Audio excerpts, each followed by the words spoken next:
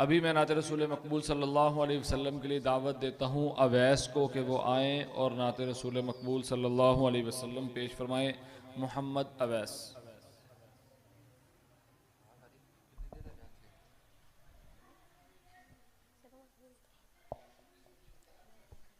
सारे भाई दरूद शरीफ पढ़ लें।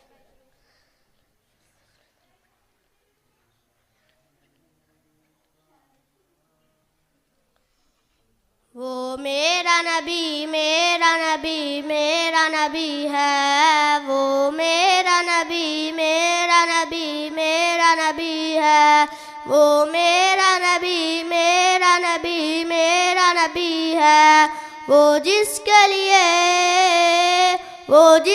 लिए महफिल को नैन सजी है, फिर दोस्त बनी जिसके वसीले से बनी है, वो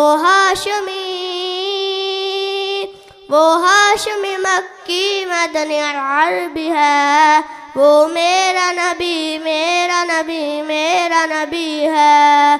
अहमद है मोहम्मद है वही ख़त्म रसूल।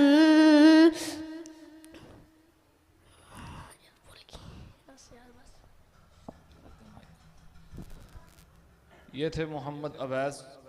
अभी मैं बयान के लिए दावत देता हूँ मोहम्मद रेहान को कि वो आए और बयान फरमाएं। तैयारी है? नहीं है, कोई बात नहीं। अभी मैं बच्चियों में से नाते रसूल मकबूल सल्लल्लाहु अलैहि वसल्लम